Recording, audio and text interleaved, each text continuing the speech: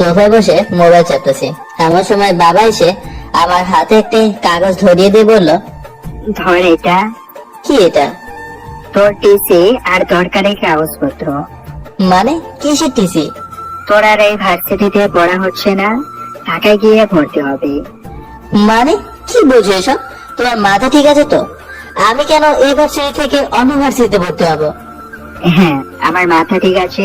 তুই যা শুরু করেছিস তোকে এখানে রাখা যাবে না। আমি আবার কি করলাম? কি করিসনি সেটা বল। রাশেদ সাহেবের ছেলেকে মেরে কি হাল করেছিস, এখন হসপিটালে রয়েছে সে। রনি তো আমার সাথে গ্যাঞ্জাম করতে এসেছিল, তাই তাকে মেরেছি। যা করার করেছিস, এখন তুই ঢাকা চলে যা। রাশেদ সাহেবের অনেক ক্ষমতা, তোর কখন কি করে বসে তা বলা যায় না। তোমার ছেলেও কিছুতেই কম না। চুপ কর হারামজাদা, কাল সকালে চলে যাবি। দেখ বাবা, তুই ছাড়া আমার আর তোর মায়ের কেউ নেই। তোর কিছু হয়ে গেলে আমরা কি নিয়ে থাকবো বল। আচ্ছা আচ্ছা যাব, কিন্তু বাবা ওখানে গিয়ে কোথায় থাকবো? ঢাকায় তো কাউকে আমি ঠিক মতো চিনিও না। তোর থাকা নিয়ে ভাবতে হবে না, ওখানে আমার বন্ধু আমজাদ থাকে, ওর ওখানেই থাকবে। আচ্ছা। আর শোন, আমার বন্ধু কিন্তু কমিশনার, ওখানে গিয়ে ভদ্রভাবে থাকবে, আর কোনো ঝামেলা করবি না। যা এখন তোর জামা কাপড় গুছিয়ে রাখ। তারপর বাবার কাছ থেকে আমার কাগজপত্র নিয়ে রুমে চলে এলাম। আমার ব্যাগ গোছাচ্ছি। ব্যাগ গোছাতে গোছাতে আপনাদের আমার পরিচয়টা দিয়ে দেই। আমি ইমরান, সিলেট থাকি। আমি বাবা মায়ের একমাত্র সন্তান, এবার অনার্স তৃতীয় বর্ষের ছাত্র। একটু বকাটে, কিন্তু পড়াশোনায় ভালো। রাশেদ সাহেব হলো আমাদের এলাকায় এমপি, আর রনি হলো এমপি ছেলে, যাকে আমি মেরে হসপিটালে শুয়ে দিয়েছি। ভার্সিটিতে একটা ঝামেলা হয় সেই কারণে। আর আমার বাবা সিলেটের একজন ছোটখাটো নামকরা ব্যবসায়ী। আমারও ব্যাগ গোছানো শেষ, তাই মায়ের কাছে গেলাম। মা, মা। কি হয়েছে? তুই এইভাবে ডাকছিস কেন? বাবা কি বলেছে তুমি জানো? জানি। তুমি কিছু বললে না? আমাকে ছেড়ে থাকতে তোমার কষ্ট হবে না? হবে, কিন্তু তোর বাবা যেটা করছে তোর ভালোর জন্যই তো করছে। কিন্তু কোনো কিন্তু না। বুঝলাম, এখানেও কিছু হবে না, তাই চলে এলাম বন্ধুদের সাথে দেখা করতে। সবাই মধুর চাঁদের দোকানে বসে আড্ডা দিই। ওখানে এসে বললাম, কিরে ফকিন্নির দল, কি খবর? আর খবর, রনির যে কি অবস্থা করেছিস না জানি, এমপি তোর কি করে বসে। ধুর, ওসবে এই ইমরান ভয় পায় না। তা তো জানি, কিন্তু ভাই ভয় হয়। তোরা কি আমার বন্ধু? এত ভয় তো তোরা আগে পেতি না। একটা কথা বলি, তুই কিছুদিন শহরের বাইরে যা। হ্যাঁ, তোদের এটাই বলতে এসেছি। কাল ঢাকা যাচ্ছে, সেখান থেকে পড়াশোনা করব। ভাই মজা করিস না, আমি সিরিয়াসলি বলছি। আরে মজা না, বাবা তার এক বন্ধুর বাসায় থাকার ব্যবস্থা করেছে। নতুন চাচা, 4 কাপ চা আর 4টা সিগারেট দাও। চা সিগারেট খেয়ে বন্ধুর সাথে কিছুক্ষণ আড্ডা দিলাম। তারপর বললাম, কাল সকালে আমার ট্রেন, তোরা সবাই সকালে স্টেশনে পৌঁছে যাবে। Okay bro. বন্ধুর সাথে আড্ডা দিয়ে বাড়ি ফিরলাম। সবাই মিলে খাওয়া দাওয়া করলাম। তখন বাবা বলল, ইমরান, তোর যা গোছানোর গুছিয়ে ফেল। দুপুরে সব গুছিয়ে রেখেছে। খুব ভালো কাজ করেছিস। আর ওখানে গিয়ে কোনো দুপুরে একবার বলেছে, এখন আবার বলার কোনো দরকার আছে? দরকার নেই মানে, তোকে মনে করিয়ে দিলাম। কিন্তু আমি তো ওখানে কিছু চিনি না, কি করে যাব? তোর চিনতে হবে না, তোকে চিনে নেবে। আমজাদকে তোর ফটো পাঠিয়ে দিয়েছি, তোকে স্টেশনে আমজাদ নিতে আসবে। ও, যা গিয়ে শুয়ে পড়, বেশি রাত করিস না। আমি রাতে খাওয়া দাওয়া করে রুমে চলে এলাম। তারপর অনলাইন থেকে ট্রেনের টিকিট কিনে রাখলাম। কিছুক্ষণ বন্ধুদের সাথে চ্যাট করলাম, তারপর ঘুমিয়ে পড়লাম। সকালে মায়ের ডাকে ঘুম ভাঙলো। ইমরান ওঠ, তাড়াতাড়ি ওঠ, দেরি হয়ে গেল, আর ট্রেন পাবি না। কিসের ট্রেন? তোর না আজকে ঢাকা যাওয়ার কথা? ও হ্যাঁ। ফ্রেশ হয়ে রেডি হয়ে নিচে আয়। আমি একলা পেয়ে উঠে রেডি হয়ে নিচে এসে নাস্তা করলাম। তারপর বাবা গাড়ি নিয়ে স্টেশনের উদ্দেশ্যে রওনা দিলাম। সেখানে পৌঁছে দেখি হারামগুলা সব হাজির। আমাকে দেখে সবাই চড়িয়ে চড়লাম। ট্রেন চলে এলো। সবাইকে বিদায় জানিয়ে ট্রেনে উঠলাম। প্রায় 4 ঘন্টা পর ঢাকা এসে পৌঁছালাম। ট্রেন থেকে নামার পর কে যেন পেছন থেকে ডাকতে এলো। আমি পেছনে ফিরতে একটা সুন্দরী মেয়ে এসে, হাই, আমি সামিয়া। আপনি নিশ্চয়ই ইমরান? হ্যাঁ, কিন্তু আপনি কে আর আমার নাম জানলেন কিভাবে? বাবার কাছ থেকে শুনেছি। আপনার বাবা মানে আমজাদ আঙ্কেল? আমি কমিশনার আমজাদ হোসেনের মেয়ে। ও, আঙ্কেল এলেন না যে? বাবা একটু কাজে ব্যস্ত। ও, তারপর আমরা কথা বলতে বলতে গাড়ির কাছে চলে এলাম। কিছুক্ষণ পর গাড়ি একটা বড় বাড়ির সামনে এসে থামলো। গাড়ি থেকে নেমে সামিয়া কলিং বেল বাজালো। একটু পর একজন মহিলা দরজা খুলে দিল। তুমি নিশ্চয়ই নাজিম ভাইয়ের ছেলে ইমরান? জি আন্টি, মনে হয় উনি আমজাদ আঙ্কেলের স্ত্রী। তারপর সবার সাথে কথা হলো। সবার সাথে মানে আন্টির সাথে। আঙ্কেল মনে হয় অফিসে। সামিয়া আমাকে একটা রুম দেখিয়ে দিয়ে বলল, এইটা তোর রুম। আর শোন, তুই আর আমি একই ইয়ারে পড়ি, তাই আমরা ফ্রেন্ডের মতো, তাই তোকে তুই করে বললাম। তুই আমাকে তুই করে বলবি। আচ্ছা বলবো। তোর পাশের রুমটা নওশিনের। নরসিংকে? আমার ছোট বোন ভার্সিটি গেছে, এলে পরিচয় করিয়ে দেবো। আচ্ছা, আমি রুমে গিয়ে ফ্রেশ হয়ে নিচে গিয়ে খাওয়া দাওয়া করে রুমে এসে ঘুমিয়ে পড়লাম। অনেক ক্লান্ত ছিলাম তো, বিকেলের দিকে ঘুম ভাঙলো। নিচে গিয়ে দেখি আন্টি, সামিয়া ও আরো একটা মেয়ে বসে আছে। মেয়েটার মুখ দেখা যাচ্ছে না, ঘুরে বসা। আমি নিচে যাওয়ার পর দেখি একটা পরী বসে রয়েছে। আরে পরী না, এটা একটা মানুষ। কিন্তু একটা মানুষ এত সুন্দর কিভাবে হয়? আন্টিটাকে ঘুর কাটলো। ইমরান, এই হলো আমার ছোট মেয়ে নওশিন, আমার ছোট মেয়ে। আর নওশিন, এই হলো তোর নাজিম আঙ্কেলের ছেলে। হ্যাঁ, নসীন আমার দিকে একবার তাকিয়ে আবার তার কাজে মন দিল। আমার কথার কোনো উত্তর দিল না। কিছু মনে করো না, ও একটু এরকমই। তোমার সাথে আগে ভালো করে মিশে নি, তারপর দেখবে খুব ভালো লাগবে। আমি জাস্ট তার সাথে মিশি না, আমার একটা ক্লাস আছে। আন্টি কিছু বলতে যাচ্ছিলেন, তাকে থামিয়ে দিয়ে বললাম, আন্টি আমি কিছু মনে করিনি। কে কি মনে করলো না করলো তাতে আমার কিছু যায় আসে না। তারপর নসীন উপরে মনে হয় তার রুমে চলে গেল। আমি আন্টি আর সামিয়া কিছুক্ষণ গল্প করলাম। তারপর রুমে গেলাম। তাতে সামিয়া আমাকে খেতে ডাকলো। খাবার টেবিলে দেখি আমার বাবার বয়সী একজন লোক বসে আছে, মনে হয় আমজাদ চাচা। তখন তিনি আমায় বললেন, তুমি নিশ্চয় ইমরান নাজিমের ছেলে? জি আঙ্কেল। আঙ্কেল না, চাচা বলে ডাকবে। আচ্ছা চাচা। তারপর খেতে খেতে চাচার সাথে আরো কিছুক্ষণ গল্প করলাম। খাওয়ার সময় নসীন আমার দিকে আর চোখে তাকাচ্ছিল, আমি এটা খেয়াল করেছি। খাওয়া দাওয়ার পর চাচার সাথে আরো কিছুক্ষণ কথা বলে রুমে চলে এলাম। সকালে সামিয়ার ডাকে ঘুম ভাঙলো। ওই ওঠ, সকাল হয়ে গেছে। আম্মু আর একটু ঘুমাই, পরে উঠবো, এখন তুমি যাও। ওই তোর আম্মু পাইলে কই? আমি সামিয়া। কে সামিয়া? ওহ, তুমি কি জন্য এত তাড়াতাড়ি ডাকছো? ভার্সিটিতে যেতে হবে না? ও, বলে গিয়েছিলাম। তুই যা, আমি রেডি হয়ে নিচে আসি। আমি রেডি হয়ে নিচে গেলাম। তারপর নাস্তা করে ভার্সিটি যাবো বলে গাড়িতে উঠলাম। নসীনের পাশে যে বসে যাব, তখন নসীন বলল, ছোট লোক কোথাকার, তোর সাহস কি করে হলো আমার পাশে এসে বসার? যা গিয়ে ড্রাইভারের সিটে বস। সরি। ইমরান, তুই ওর কথায় কিছু মনে করিস না। ও একটু অহংকারী আর জেদি ছোটবেলা থেকেই। স্বামী আমাকে কানে কানে বললো কথাটা। তারপর আমি তাকে বললাম, ইটস ওকে। তারপর গাড়িতে করে ভার্সিটি চলে এলাম। প্রিন্সিপালের সাথে আমার চাচা আগে থেকেই কথা বলে রেখেছে। গাড়ি থেকে নামার পর নসীন তার বান্ধবীদের কাছে চলে গেল। তখন নসীনের এক বান্ধবী বলল, কি রে দোস্ত, তোদের গাড়ি থেকে এক হ্যান্ডসাম কিউট ছেলে নামলো। কে রে ছেলেটা? বাবার কোন বন্ধু ছেলে? সিঙ্গেল নাকি? জানি না, কেন বলো তো? ও সিঙ্গেল নাহলে একটু সিটিং করিয়ে দে। কি, তোর মাথা ঠিক আছে? তুই আমার ফ্রেন্ড হয়ে ওর মতো একটা ছেলের সাথে রিলেশন করবি? কেন, ছেলেটা তো সেই। আমি কি ওর সাথে একটু কথা বলি? তোরা কেউ গেলে আয়। নসীন তখন তাকে পৌঁছে থাকে। আর এদিকে আমি আর সামিয়া ক্লাসের দিকে যাচ্ছিলাম। তখন পেছন থেকে, ওই শোন, পেছনে তাকিয়ে দেখলাম কয়েকটা ছেলে দাঁড়িয়ে আছে। তাদের মধ্যে যে লিডার, সে আমায় ডাক দিয়েছে। আমি বললাম, আমাকে ডাকছেন? নতুন নাকি ভার্সিটিতে? জি। কোন ইয়ার? Honours third year. আমাদের থেকে সিনিয়র, কিন্তু তুই যতই সিনিয়র হোস না কেন, আমি এই ভার্সিটির প্রেসিডেন্টের ছেলে রাজীব। আমাকে সম্মান দিবি। যা গিয়ে আমাদের জন্য 7টা সিগারেট নিয়ে আয়। তখন সামিয়া ওদের দিকে ভর দৃষ্টিতে তাকিয়ে বলল, ওকে ছেড়ে দে না প্লিজ। তুই এখান থেকে যাবি, না হলে কিন্তু তোকে দিয়েও আমরা সিগারেট আনাবো। রাজীব এসব বলে ওর বন্ধুদের নিয়ে হাসতে লাগলো। আমি কিছু বললাম না, কারণ আজ আমি নতুন, না হলে দেখিয়ে দিতাম। আমি ওদের কথা মতো সিগারেট এনে দিলাম। তারপর সামিয়া আর আমি যে ক্লাসে ঢুকতে যাব, তখন 4টা মেয়ে এসে সামনে দাঁড়ালো। তাদের থেকে একজন বলল, হাই, আমি রিমি, নওশিনের ফ্রেন্ড। হাই, আমি ইমরান।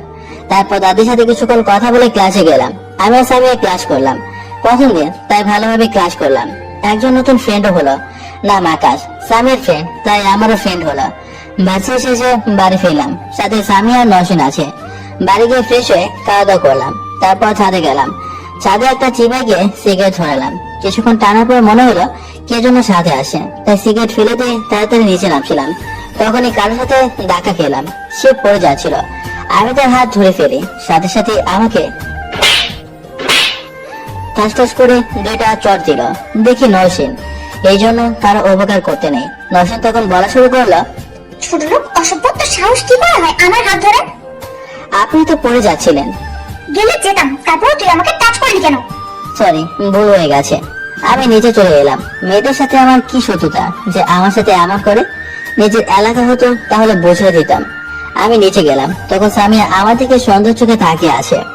বুঝে গেল নাকি আমি যে শোক টান দিয়ে এসেছি? তারপর সামিয়া আমার কাছে এসে বলল, কি রে, ছাদে এতক্ষণ কি করছিলি? কিছু না, একটু বসেছিলাম। আমার তো মনে হয় অন্য কিছু। টেম টেম করিস নাকি? এতক্ষণ ছাদে বসে মনে হয় গার্লফ্রেন্ডের সাথে কথা বলছিলি। আরে না, এমনি। কিন্তু তোর মুখ থেকে কেমন যেন একটা ঘ্রাণ আসছে। এটা শুনে মনে মনে বললাম, এই রে, কাজ হয়েছে, চকলেট খেতে ভুলে গেছি। তারপর বললাম, কই না তো, এমনি কোনো গান না। না না, তুই সিগারেট টানছি। এটা বলতেই আমি সামিয়ার মুখ চেপে ধরলাম, কারণ আন্টি ছিল। কি হয়েছে তোরে? আর ইমরান, তুই সামিয়ার মুখ কেন চেপে ধরলি? না যাচ্ছি, কিছু না। সামিয়া, তুই বল না। সামিয়া আমার কথা চাই দিল। কিছুক্ষণ পর নসিনও আমাদের সাথে যোগ দিল। এখন পর্যন্ত নসিন আমার সাথে ভালোভাবে একটা কথা বলে নাই। কিছুক্ষণ আড্ডা দিয়ে নিজের রুমে চলে গেলাম। একটু পড়াশোনা করে সামিয়া খেতে ডাকলো, তাই নিচে খেতে গেলাম। চাচাও আছে, খেতে বসলাম। তারপর টুকিটাকি কিছু কথা বললাম, আজকে ভার্সিটি কেমন হলো এইসব। খাওয়া দাওয়া করে রুমে চলে এলাম। তারপর রোমানকে ফোন দিলাম। হ্যালো ইমরান, দোস্ত কেমন আছিস? ভালো, তোদের কি খবর? ভালো। ওখানকার ভার্সিটি কেমন? ভালো, কিন্তু তারপর আজকে সব ঘটনা বললাম। তুই কিছু বলছিস না? না, আজকে নতুন, তাই কিছু বলি নাই। রনি কি খবর? এখনো হাসপাতালে? তারপর আরো কিছুক্ষণ কথা বললাম। কথা বলে কিছুক্ষণ মোবাইল ঘাটাঘাটি করে ঘুমিয়ে পড়লাম। সকালে সামিয়া ঘুম থেকে তুলে দিল। তারপর খাওয়া দাওয়া করে আমরা ভার্সিটিতে চলে আসলাম। নসিনের বন্ধুদের কাছে চলে গেল। আমি আর সামিয়া ক্যাম্পাসের দিকে যাচ্ছিলাম। তখন দেখলাম রাজীব ও তার বন্ধুরা আকাশের সাথে খারাপ ব্যবহার করছিল। আমি আর সামিয়া সেখানে গেলাম। গিয়ে আমি রাজীবকে উদ্দেশ্য করে বললাম, ভাই, ওকে ছেড়ে দিন। আমরা কি করব না করব সেটা আমাদের ব্যাপার। ভাই, ভালোভাবে বলছি, ছেড়ে দিন।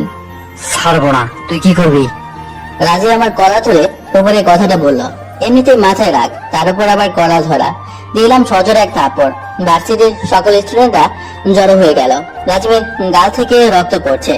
আমার থাপ্পড় খেয়ে মাটিতে পড়ে গেছে। ওর বন্ধুগুলো আমাকে মারতে আসলো। তাদেরকে উড়াধুরা মার দিলাম। সবাই আমার দিকে চেয়ে আছে, ভাবছে আমার এত সাহস কিভাবে হলো, কিভাবে প্রেসিডেন্টের ছেলেকে মেরেছে। ওদের সাথে মারামারি করার সময় আমার কপালে কেটে গিয়েছিল। গাড়িতে ফার্স্ট এড বক্স ছিল, তাই এনে ব্যান্ডেজ করে নিলাম। রাজীবের বন্ধুরা এখনো কাতরাইতেছে। তার কিছুক্ষণ পর প্রিন্সিপালের ঘর থেকে ডাক এলো। সবাই গেলাম। তারপর ঝাঁঝা করলো, সব খুলে বললাম। প্রিন্সিপাল একটু বকাঝকা করলেন, আর যেন এরকম না করি এটা বললেন। সেদিন আর ক্লাস করা হলো না, বাড়ি চলে এলাম। নওশিন এলো। যখন বাড়ি যাচ্ছিলাম তখন নওশিন বারবার কেমন করে যেন তাকাচ্ছিল। বাড়িতে চলে এলাম। আন্টি আমার কপালে ব্যান্ডেজ থেকে জিজ্ঞেস করলো, কি হয়েছে? আম্মু, ও ভার্সিটিতে গুন্ডামি করেছে। নওশিনের কথা শুনে আমি সামিয়া অবাক। গুন্ডামি কোথায় করেছে? ওর তো পড়ে গিয়ে চোট লেগেছে। নওশিন কিছু বলতে যাচ্ছিল, তার আগে সামিয়া তার হাত ধরে উপরে নিয়ে যায়। তারপর আন্টি আমাকে জিজ্ঞেস করে। আমি আন্টিকে বানিয়ে বানিয়ে কিছু একটা বলে দিই। তারপর আমিও আমার রুমে চলে এলাম। ফ্রেশ হয়ে মুভি দেখছি। তখন আমার রুমে সামিয়া আসলো। ইমরান, তুই এইটা কি করলি? কেন? আমি আবার কি করলাম? তুই যে রাজীবকে মেরেছিস, জানিস ওর কত বড় বড় গুন্ডা মাফিয়াদের সাথে হাত আছে? তো কি হয়েছে? তো কি হয়েছে মানে? তোর যদি কোনো ক্ষতি করে? কিছুই করতে পারবে না। তুই যা, আমি এখন ঘুমাবো। সামিয়া চলে গেল। রাতে আঙ্কেল এসে আমার মাথায় ব্যান্ডেজ দেখে কারণ জিজ্ঞেস করলো। সকালে আন্টিকে যা বললাম তাই তাকে বললাম। পরের দিন আবার ভার্সিটিতে গেলাম, কিন্তু রাজীব ও তার সাঙ্গপাঙ্গ কাউকে পেলাম না। আকাশকে জিজ্ঞেস করলাম, কিন্তু আকাশও কিছু যায় না। আমি একটা জিনিস খেয়াল করেছি, বাসিতে সবাই আমার দিকে ভয় ভয় তাকিয়ে আসে। আমি, সামিয়া, আকাশ ক্লাসে গেলাম, নসীনও তার বন্ধুর সাথে ক্লাসে চলে গেল। নসীনের আজ তাড়াতাড়ি ক্লাস শেষ হয়ে গেছে, তাই ও আমাদের আগে রিক্সা করে বাসায় চলে গেছে। আমি আর সামিয়া আরো একটা ক্লাস করে বাড়ি যাচ্ছিলাম, তখন রাস্তায় দেখি কিছু বকাটে পোলাপান নসীনকে বিরক্ত করছে। নসীন কিছু বলতে পারছে না, ওর চোখ দেখে মনে হলো যে কোনো সময় কেঁদে ফেলবে। আমি আর সামিয়া গাড়ি থেকে নেমে ওদের কাছে গেলাম। সামিয়া নসীনকে জিজ্ঞেস করলো, কি আছে নৌসিন এখানে? আর এরা কারা? জানি না আপু, যখন বাড়ি যাচ্ছিলাম তখন ওইখানে রিক্সা খারাপ হয়ে যায়, তারপর আরেকটা রিক্সার জন্য এখানে আসি, তারপরে এরা আমাকে ডিস্টার্ব করে। তোরা জানিস আমার বাবা কে? না, কে তোমার বাবা? আর তোমার বাবা আমাদের কি বা করবে? আমার বাবা এই থানার কমিশনার। তো কি হবে? আমরা কি ভয় পাই নাকি? ওরা এই কথা বলে নসীনের হাত ধরলো। আমি পাশে একটা গাছের গাছ ছিল, সেইটাতে দিলাম মাজার উপর বাড়ি। মনে হয় মাজা ভেঙে গেছে। ওর এই অবস্থা দেখে বাকি ছেলেগুলো পালিয়ে গেল। নসীন আমার দেখে কিছুটা অবাক চোখে তাকিয়ে মনে মনে বলল, আমি ছেলেটার সাথে এত খারাপ ব্যবহার করি, কিন্তু বখাটেগুলো আমার হাত ধরার সাথে ওদের মারলো সে। আমরা বাড়ি চলে আসলাম। সবাই স্বাভাবিকভাবে রয়েছে, ফ্রেশ হয়ে সাথে বসে আছে। তখন নসীন এলো। আমি ভাবলাম হয়তো আবার অপমান করবে, তাই আমি নিচে চলে যাচ্ছিলাম। তখন বলল, আপনার সাথে আমার কিছু কথা ছিল। আমি তো অবাক, যে কখনো আমার সাথে ভালোভাবে কথা বলে না, তার আবার আমার সাথে কি কথা থাকবে। আমি বললাম, জি বলো। সরি, এতদিন আপনার সাথে খারাপ ব্যবহার করার জন্য। ওকে। নসীন ছাদ থেকে নেমে যাচ্ছিল, তখন আবার ঘুরে ঠাস করে আমাকে একটা থাপ্পড় মারলো। তারপর বলা শুরু করলো, অসভ্য ছোট লোক কথা, যে একটু কথা বলেছি সাথে সাথে লুচ্চামি করা শুরু করে দিয়েছে। আমি কিছু বুঝতে পারলাম না কি হয়েছে। গালে হাত দিয়ে দাঁড়িয়ে থেকে জিজ্ঞেস করলাম, কি হয়েছে? আমাকে মারলেন কেন? আমি কি করেছি? লুচ্চা কথা, আমার অন্য ধরে টাননি কেন? আমি তো নসীনের কথা শুনে অবাক। তখন দেখি নসীনের ওড়না ছাদের পাঁচিলের রডে আটকে গেছে।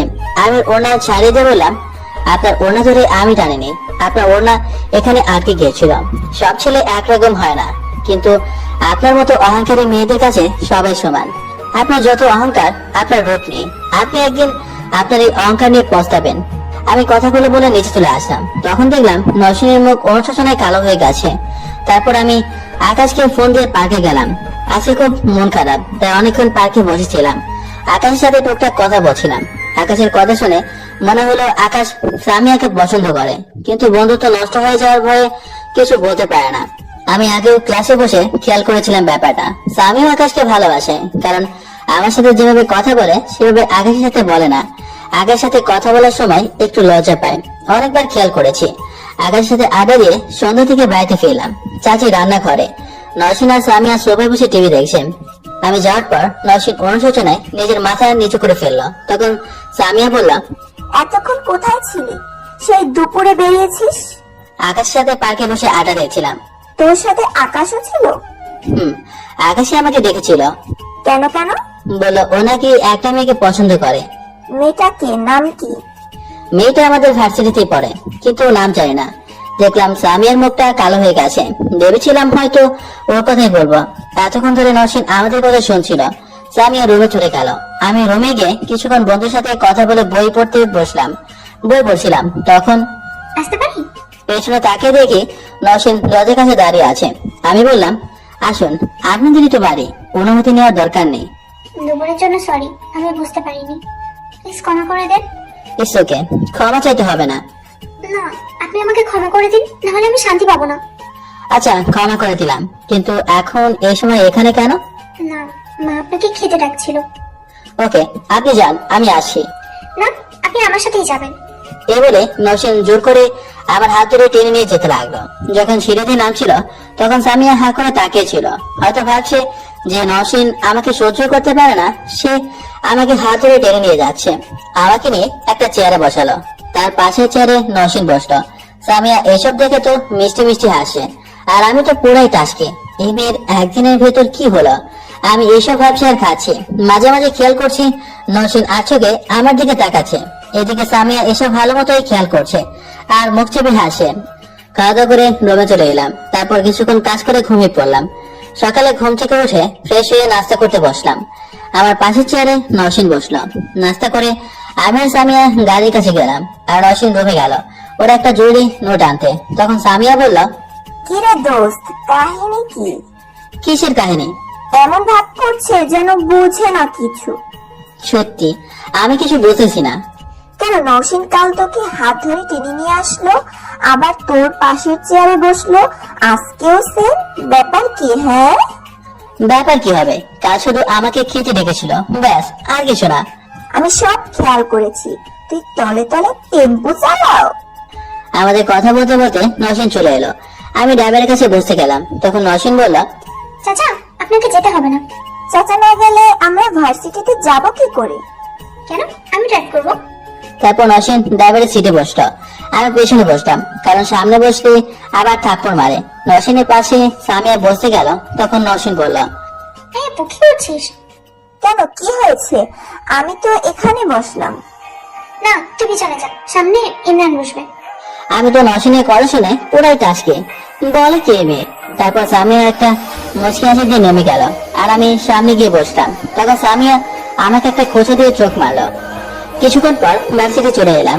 গাড়িতে যতক্ষণ ছিলাম ততক্ষণ বারবার নসীন আমার দিকে তাকিয়ে ছিল। গাড়ি থেকে নেমে যখন ক্লাসে যাব তখন সামনে রাজীব তার পোলাপা নিয়ে আমাদের পথ আটকালো। সেদিন তো আমাদের মেরেছিলি, আজ তোকে কে বাঁচাবে? সেদিন একবার মার খেয়ে তোদের হয় না, আবারও আসছিস? আজ আমরা একা নই, আমাদের সাথে তরিকুল ভাই আছে। তোকে এমন মার মারবে লাশটাও খুঁজে পাওয়া যাবে না। আচ্ছা, দেখা যাবে। কোথায় তোদের তরিকুল? ওয়েট কর। তারপর কাকে যেন ফোন করলো। সামিয়া ভয়ে আমাকে বাড়ি নিয়ে যেতে চাইছিল, কিন্তু এই তরিকুলটা আবার কে এটা দেখতে হবে। বাচ্চাকে সবাই বলাবলি করছিল তরিকুল নাকি অনেক বড় মাস্তান, অনেককে মেরে হাত পা ভেঙে ফেলেছে। নসীন অনেক ভয় পেয়েছে। কিছুক্ষণ পর একটা বিল্লয় গাড়ি করে সামনে থামলো। তারপর রাজীবরা দৌড়ে গেল গাড়ির কাছে, সাথে একজনকে নিয়ে আসলো। যাকে নিয়ে এসেছে তাকে দেখে তো আমি অবাক, তরিকুল আমাকে দেখেনি। এই কার কথা বলছিস? দেখি কে তোদের মেরেছে। আমি পেছন থেকে তারিকুলের ধারে হাত থেকে বললাম, আমি মেরেছি, এবার তাকে পুরো ভার্সিটি দূর করে মারবো। আরে ভাই তুই তারপর পেছনে আমার থেকে ফিরে আমাকে জড়িয়ে ধরে বলল, কেমন আছিস? হারামজাদা, আজ তোকে মেরে ফেলবো, এতদিন কই ছিলি? এই বলে রাজীবের হাত থেকে আমাকে মারতে আনা ব্যাট স্ট্যান্ড নিয়ে তারিকুলকে মারতে গেলাম। তারিকুল দৌড় দিল। এবার তারিকুলের পরিচয় করে দেয়। তারিকুল আর আমি, রোমান, বাহাত, আব্বাস, আমরা একসাথে কলেজে ভার্সিটিতে পড়তাম। কিন্তু 2 বছর আগে ওর বাবা ঢাকায় আসেন। কিছুদিন ফোনে কথা বলতাম, তারপর একদিন ফোন দিয়ে বন্ধ পাই, তারপর আর কথা বলা হয় না। আজ প্রায় 2 বছর পর দেখা। আমি তরিকুলকে সারা ভার্সিটি দূর করাচ্ছি, আর সমস্ত ভার্সিটির ছেলে মেয়ে অবাক চোখে তাকিয়ে আছে। ভাই ছেড়ে দে, আর দৌড় দিস না, পায়ে ব্যথা পেয়ে গেছে। তোর ফোন বন্ধ কেন ছিল? আর কোনো খোঁজ খবর ছিল না। আজ তোকে মেরে ফেলবো। অনেক কাহিনী আছে, এক জায়গায় বসে তারপর বলি। তারপর আমরা একটা ক্যান্টিনে বসলাম, সাথে সামিয়া, নওশিন আর আকাশ আছে। তরিকুলের সাথে পরিচয় করে দিলাম। তরিকুল আমার বেস্ট ফ্রেন্ড। ওরা 3 জন অনেক অবাক হয়েছে, সাথে ভয় পেল। তারপর তরিকুল ঢাকা আসার পর কিভাবে কি হলো সব বললো। ওর ফোন নাকি হারিয়ে গিয়েছিল, তারপর নতুন মোবাইল নেয়, সিমও নতুন, আরো অনেক কাহিনী পরে একদিন বলবো। আমরা কথা বলছিলাম, তখন রাজীব এসে, ভাই, আমরা তো ওকে মারার জন্য আপনাকে এনেছি, ওকে মারছেন না কেন? তরিকুল ঠাস করে রাজীবের গেলে একটা থাপ্পড় দিয়ে বলল, ও আমার জিজারি দোস্ত, আর তুই কে মারতে এনেছিলি? সরি ভাই, ভুল হয়ে গেছে। রাজীব তার লোকজন নিয়ে চলে যায়। তারপর আমার ঢাকা আসার কথা জিজ্ঞেস করে। আমার সব কারণ বলে দিই। আমার খেয়াল ছিল না যে এখানে নওশিন আর সামিয়া রয়েছে। ওরা দেখে কি হয়ে যেন তাকিয়ে আছে। তারপর তরিকুলের সাথে কিছুক্ষণ কথা বলে চলে এলাম। তরিকুলও তার কাজে গেল। আজকে 2টা ক্লাস করে বাড়িতে চলে আসলাম। বাড়িতে আসার সময় একটা কথা বলেনি নওশিন আর সামিয়া। তারপর বাড়িতে এসে আমি আমার রুমে এসে আব্বাসদের তরিকুলের কথা জানিয়ে দিলাম। এভাবে 2 দিন চলে গেল। নওশিন আর সামিয়া এখন মোটামুটি স্বাভাবিক। এই 2 দিনে রাজীবও কোনো ঝঞ্ঝাপ করে নাই, কিন্তু নওশিনের মনে হয় আমার উপর কিছুটা দুর্বল হয়ে পড়েছে। আগে একটা জায়গায় বসতো, কিন্তু এখন মনে হয় ভাত মেঘে খাইয়ে দেবে এমন করে। কোনোভাবে ম্যানেজ করি। এই তো সেদিনই কথা, আমি, সামিয়া ও নওশিন একসাথে খেতে বসেছিলাম, আর চাচি খেতে দিচ্ছিল। তখন মা কি দিয়েছো? ইমরানকে আরো দাও। চাচির হাত থেকে খাবারের পাত্র নিয়ে আমাকে দিচ্ছিল, আর নওশিনের কাহিনী দেখে সামিয়া শুধু হাসছিল। এভাবে প্রায় 2 সপ্তাহ চলে গেল, আর নওশিন প্রায় সবসময় আমার কাছাকাছি আসে যায়, এমনকি ভার্সিটিতেও। একদিন চাচি আর সামিয়া শপিং করতে যাচ্ছিল। নসীন যাবে না, কি জানি কি কাজ আছে, কিন্তু কে জানতো এই দিনে এই ঘটনা ঘটবে। চাচি আর সামিয়া শপিং করতে যাচ্ছিল। ইমরান, যাবি আমাদের সাথে? না, যাব না। আয় আমাদের সাথে, অনেক মজা হবে। মেয়েদের সাথে শপিং করতে যাওয়াচ্ছে হিরো আলমের গান শোনা অনেক ভালো। যাবি না তো? যাবি না? এত কথা বলার কি দরকার? নসীন, তুই এখনো রেডি হসনি কেন? এক্ষুনি বেরোবো তো। নসীনকে উদ্দেশ্য করে শেষের কথাটা বললো। নসীন একবার আমার দিকে তাকিয়ে তারপর সামিয়াকে বলল, আমি যাব না। তোর আবার কি হলো? যাবি না কেন? আমার কাজ আছে। তোর কিসের কাজ? হ্যাঁ, আচ্ছা তুই থাক তোর কাজ নিয়ে, আমরা গেলাম। চাচা সামিয়া বেরিয়ে যায়। নসীন একবার আমার দিকে তাকিয়ে উপরে তার রুমে চলে যায়। আমি সোফায় বসে মোবাইল চালাচ্ছি, তখন নসীন আবার নিচে আসে। টিভি দেখবে বলে টিভির রিমোট খুঁজছে। সোফার উপর রিমোট দেখে যে রিমোটটা আনতে সোফার দিকে এগোচ্ছিল, আমি অমনি কার্পেটে পা পিছলে নিজেকে কন্ট্রোল হারিয়ে আমার উপর পড়ে যায়। আমি সরে যেতে চাইছিলাম, কিন্তু পারে নাই। আমি কন্ট্রোল হারিয়ে সোফার উপর পড়ে যাই, আর নসীন আমার উপর পড়ে। ওর গোলাপি ঠোঁট আমার ঠোঁটে সামান্য একটু দূরে। একটা আলাদা ফিলিংস, মনে হয় যেন কোন স্বর্গীয় অনুভূতি। আমাদের দুজনের চোখ স্থির হয়ে গেছে, একজন আরেকজনকে অবলক ভাবে দেখছি। কতক্ষণ তাকিয়েছিলাম জানি না। নসীনের ঠোঁট কাছে আমার আমার ঠোঁটে থেকে একটু একটু করে এগিয়ে নিয়ে আসে। আমার ওকে বাধা দেওয়ার ক্ষমতা নেই। আমিও হারিয়ে গেছি নসীনের মধ্যে। যখন নসীন আমার ঠোঁটের সাথে ঠোঁট স্পর্শ করবে, তখনই আমার ফোনে রিংটোন বেজে উঠলো। তখনই আমরা দুজন বাসায় ফিরে আসি। নসীনের তাড়াতাড়ি আমার উপর থেকে উঠে যায়। আমি তো ভয় শেষ। সেদিন ওরা না ধরেও থাপ্পড় খেয়েছি, আজ তো মেরেই ফেলবে। আমি ভয় পেয়ে গালে হাত দিয়ে বাইরে চলে গেলাম ফোনে কথা বলতে বলতে। ফোনে দেখি সামিয়া কল দিয়েছে। তোর মাপটা বলতো। তোর জন্য একটা শার্ট আর একটা জিন্স কিনবো, বই থেকে আসার সময় মনে ছিল না। হ্যাঁ, তোর মাপ। কিন্তু তোর কণ্ঠ এমন লাগছে কেন? কি হয়েছে? কোনো সমস্যা? না না না, কোনো প্রবলেম নেই, যে কোনো এক মাপের। এটা বলে ফোন কেটে দিলাম। ওদিকে সামিয়া ভাবছে, নওশিন আবার ইমরানকে অপমান করলো না তো? মেয়েটাকে নিয়েও আর পারি না। এদিকে আমি ভেতরে গিয়ে দেখি নসীন এখনো সোফায় বসে আছে। লজ্জায় মুখ লাল হয়ে গেছে। নিচের দিকে তাকিয়ে কি যেন ভাবছে আর মিটি মিটি করে হাসছে। আমার হাসির শব্দে আমার দিকে তাকালো। আমাকে ভেতরে আসে দেখে দৌড়ে নিজের রুমে চলে গেল। আমি তো আশ্চর্য, এত বড় কাণ্ড হয়ে গেল, কিন্তু আমাকে কিছুই বললো না। আমি আজকে ঘটনা যত সম্ভব ভুলে যাওয়ার চেষ্টা করছি, তত নসীনের কাজল কালো চোখ আর গোলাপি ঠোঁট দুটো চোখের সামনে ভেসে উঠছে। সন্ধ্যা থেকে চাচি আর সামিয়া শপিং করে ফিরল। সারাদিনে নসীন দু একবার নিচে এসেছে, কিন্তু লজ্জায় আমার দিকে তাকাতেই পারেনি। চাচি বাড়ি এসে নসীনকে ডাকলো। নসীন নিচে এলো। এখনো ওর মুখ লজ্জায় লাল হয়ে রয়েছে। আমিও ছিলাম। সামিয়া নসীনের জন্য না সকল শপিং দেখাচ্ছিল, কিন্তু নসীন শপিং দেখা বাদ দিয়ে আর চোখে আমাকে দেখছিল। আমার চোখের উপর ও চোখ পড়তেই আমার চোখ ফিরিয়ে নিয়েছিল। এই জিনিসটা সামিয়া খেয়াল করছিল। সবার শপিং সবাইকে বুঝিয়ে দিল, তারপর যে যার রুমে চলে গেল। আমি একটু বই নিয়ে বসলাম। আজকে নসীন খেতে ডাকলো না। সামিয়া ডেকে গেল। কাল সময় নসীন মাথা নিচু করে খাচ্ছিল। খাওয়া দাওয়া করে ঘুমিয়ে পড়লাম। পরের দিন আবার ভার্সিটিতে গেলাম। এখন আর ড্রাইভার যায় না, আমি গাড়ি চালাই আর পাশে নসীন বসে। পেছনে সামিয়া মুখ গোমরা করে বসে থাকে। ভার্সিটিতে এসে গাড়ি থেকে নেমে ক্লাসের দিকে যাচ্ছিলাম, তখনই একটা মেয়ে এসে, হাই, আমি নিতু, ফার্স্ট ইয়ার।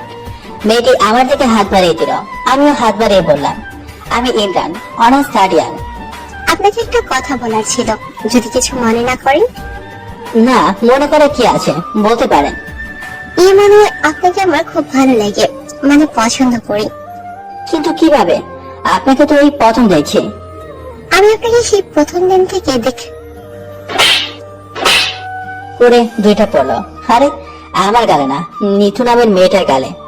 এই, তোর সাহস তো কম না? তুই ইমরানকে পছন্দ করিস? তোকে তো আজ আমি। নসীন এই বলে নিথুকে আরো একটা থাপ্পড় দিতে যাবে।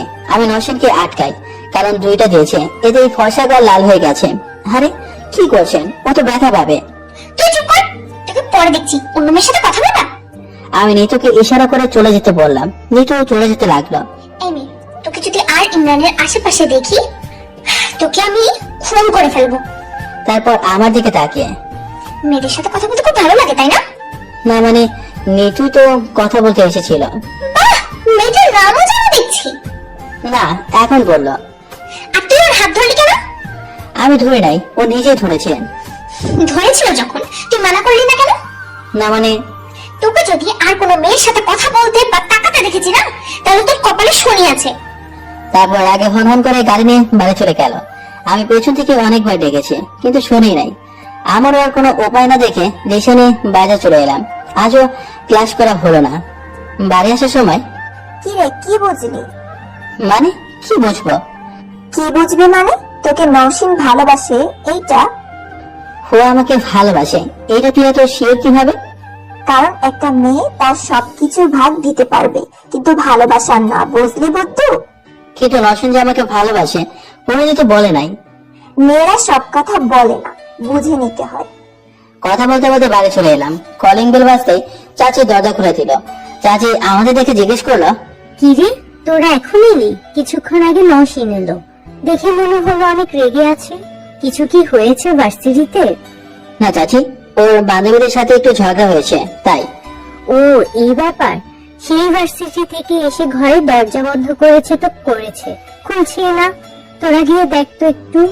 আচ্ছা মা, যাচ্ছি। তারপর আমরা উপরে চলে গেলাম। তখন সামিয়া বলল, তুই যা, গিয়ে ওর রাগ ভাঙিয়ে আয়। আমি কিভাবে? আমি পারবো না। ও রাগ করেছে কার জন্য? কার জন্য? তোর জন্য। তাই ওর রাগ ভাঙানোর দায়িত্ব তোর। আমাকে সামিয়া ধাক্কা মারে। আমি নসিনের রুমের সামনে দাঁড়িয়ে আছি, সাহস পাচ্ছি না কি করব, ডাকবো কি না। নিজের বুকে থুতু দিয়ে ডাক দিলাম, নসিন প্লিজ দরজা খুলেন। আমি মনে হয় ওকে আপনি করে বলায় অনেক বড় ভুল করেছে। কোনো কিছু না বলে কি যেন একটা জোরে দরজায় মেরেছে। আমি কিছুক্ষণ পর আবার ডাক দিলাম, কোনো সারা শব্দ পেলাম না। তারপর বললাম, আচ্ছা আমি ফ্রেশ হতে গেলাম। আমি এটা বলে দরজার এক সাইডে গিয়ে দাঁড়ালাম। কিছুক্ষণ পর দরজা খোলার আওয়াজ পেলাম। দেখলাম নসিন দরজা থেকে মুখ বাড়িয়ে কাকে যেন করছে, মনে হয় আমাকে। আমি এক লাফে ওর সামনে গিয়ে দাঁড়ালাম। দেখলাম ওর চোখ মুখ লাল হয়ে গেছে, এতক্ষণ কান্না করেছে। আমাকে দেখে ওর রুমে নিয়ে গিয়ে আবার দরজা লাগিয়ে দিল। তারপর নসিন ওর খাটে গিয়ে বসলো, আর আমি একটা চেয়ার টেনে বসলাম। নসিন এখন ফুবি ফুবি কাছে, প্রায় আধা ঘন্টা হয়ে গেছে আমি বসে রয়েছি আর ওর কান্না দেখছি। যদি কিছু বলি তাহলে আমার অবস্থা খারাপ করে দেবে। এবার একটু সাহস করে বললাম, আরে কাছেন কেন? এই সামান্য ব্যাপার নিয়ে কেউ কান্না করে? এই, তুই চুপ করবি? তোর কি, হ্যাঁ? তোর তো মেয়েদের সাথে ফষ্টি নষ্টি করতেই ভালো লাগে। জানো, আজ যখন মিতু তোমার হাত ধরেছিল, আমার তখন কত কষ্ট হয়েছিল। আপনার কেন কষ্ট হয়েছে? কারণ কারণ কারণ কি? কারণ আমি কি? কিছু না, যাও তো। আচ্ছা আমি গেলাম। এটা বলে আমি বেরিয়ে যেতে লাগলাম। তখনই নসিন আমার হাত ধরে বলল, একটু শোনো, জি বলেন। প্লিজ আমাকে তুমি করে বলো। আচ্ছা চেষ্টা করব, এখন যাই। চেষ্টা না, বলতেই হবে, নাহলে আমার ঘর থেকে যেতে দেবো না। আচ্ছা বলবো। তারপর আমি নসিনের রুম থেকে বেরিয়ে এলাম। এবার আমি পুরোপুরি নিশ্চিত যে নসিন আমাকে ভালোবাসে। আমি ওকে ভালোবেসে ফেলেছি। সামনে 17 তারিখ নসিনের জন্মদিন। ভাবছি ওই দিন ওকে প্রপোজ করব। এভাবে কেটে গেল 8 দিন। এই 8 দিনে আমি ভালোভাবে বুঝে গেছি নসিন আমাকে কতটা ভালোবাসে। আর সামিয়াও আমাদের বিষয়টা জানে, তাই মজা করে মাঝে মাঝে আমাকে দুলাভাই ডাকে। আজ 17 তারিখ, নসিনের জন্মদিন। অনেক মেহমান এসেছে, পুরো বাড়ি সাজিয়েছে। সব দায়িত্ব আমার উপর। নসিনের বান্ধবী কাজিনরা সবাই চলে এসেছে। আমি তরিকুলকে ইনভাইট করলাম, আসে নাই কমিশনারের ভয়ে। আমি ড্রয়িং রুমে বসে বিভিন্ন সাজানো দেখছি, কোথায় কোনো কম পড়লো না তো। তখন দেখলাম নসিন ওপর থেকে নিচে নামছে। ওকে অপরূপ সুন্দর লাগছে, যা ভাষায় প্রকাশ করতে পারবো না। তখন দেখলাম নসিনের এক কাজিন, নাম আয়ান, নসিনের কাছে গেল। নসিনের সাথে হেসে হেসে কথা বলছে, আর আয়ান কথায় কথায় নসিনের শরীরে স্পষ্ট করার চেষ্টা করছিল। এক পর্যায়ে দেখলাম নসিনকে হাত ধরে উপরে নিয়ে গেল। আমি ওদের পেছনে গেলাম, দেখি আয়ান নসিনকে দেয়ালে 2 হাত চেপে ধরে রয়েছে আর কিস করতে যাচ্ছে। নসিন যথাসম্ভব চেষ্টা করছে নিজেকে ছাড়ানোর জন্য, কিন্তু আয়ানের শক্তির কাছে পাচ্ছে না। আমি আর নিজেকে ঠিক রাখতে না পেরে দূরে গিয়ে দিলাম এক লাথি। আয়ান ছিটকে গিয়ে পড়লো কিছুটা দূরে। আমি আয়ানকে ইচ্ছে মতো মারতে লাগলাম। তখন কে যেন আমাকে জোরে একটা থাপ্পড় দিল। যে দিয়েছে তাকে দেখে তো আমি পুরো অবাক, কারণ সে আর কেউ নয়, সে হলো নসিন। ছোট লোকের বাচ্চা, তোর সাহস কি করে হয় ওকে মারার? ছোট লোক কথাটা, তোকে এই জন্য কি আমাদের বাড়িতে থাকতে হয়েছি? ছোট লোক একটা, চল আমার সামনে থেকে।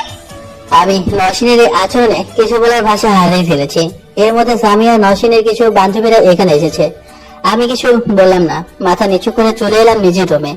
আর ভাবতে লাগলাম, হায় রে ভালোবাসা, এতদিন একটা ছলনা মেয়েকে ভালোবেসেছিলাম, কি দোষ করেছিলাম, শুধু ভালোবেসেছিলাম। এখন ইচ্ছা করছে চিৎকার করে কাঁদতে, কিন্তু ছেলেদের কাঁদতে চলে না। না, আমি রুমে বসে নসিনের কথা ভাবছি, তখন সামি আর আকাশ দরজা ধাক্কা ছিল। আমি কোনো কথা বলি নাই, কিছুক্ষণ ডাকাডাকি করার পর চলে গেল। আর ওদিকে নসিন কেক কাটার সময় আমাকে খুঁজছিল, কিন্তু কোথাও না পেয়ে ভাবতে লাগলো, আমি রাগের মাথায় কি করলাম? আয়ান আমার সাথে খারাপ কাজ করতে চেয়েছিল, আমার উচিত ছিল আয়ানকে বাড়া। আর ইমরান তো ওকে ভেবে ঠিকই করেছে, আর আমি কিনা ওকে এই হাত দিয়ে মেরেছি। কি করে পারলাম এটা? এত লোকজনের ভিতরে সব ভুলিয়ে ফেলেছি।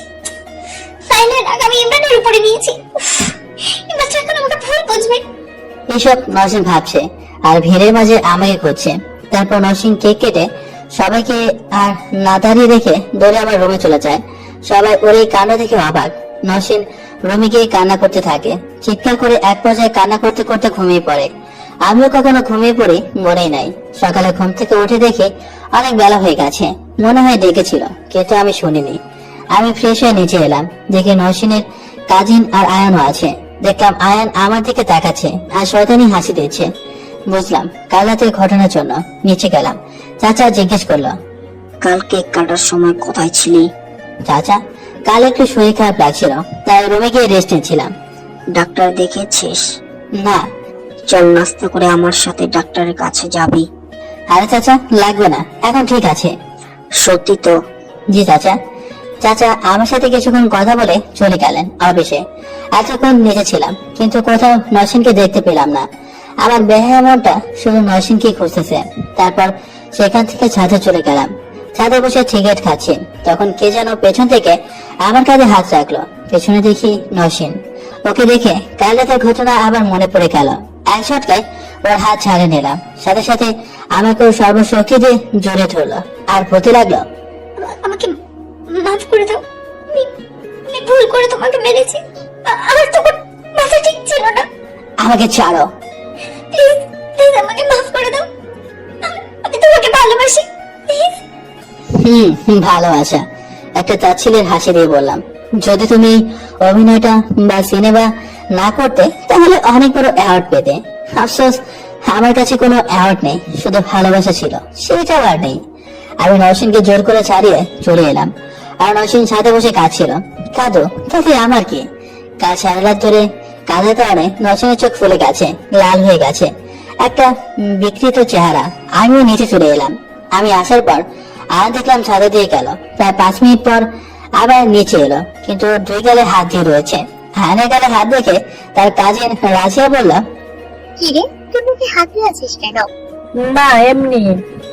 না, কিছু হয়েছে, তুই ছাদে গেলি স্বাভাবিক ভাবে, কিন্তু এখন কি হয়েছে? এক প্রকার জোর করে আয়নের হাত ছেড়ে নিল। ভাই কি করব, গাল ফুলে গেছে, দুই গালে 5 আঙ্গুলের দাগ পড়ে গেছে। সবাই এটা দেখে অবাক। কিরে, তোর এই অবস্থা কি করে হয়েছে? কে মেরেছে তোকে? নসিন। আমার আয়নের অবস্থা দেখে খুব হাসি পাচ্ছিল। আমিও হাসছিল মুখ টিপে, কিন্তু আর ধরে রাখতে না পেরে সবার সামনে জোরে হেসে দিল। আমি আর সেখানে থাকলাম না, আজ কোনো কিছু ভালো লাগছে না, তাই চলে গেলাম তরিকুলের সাথে আড্ডা দিতে।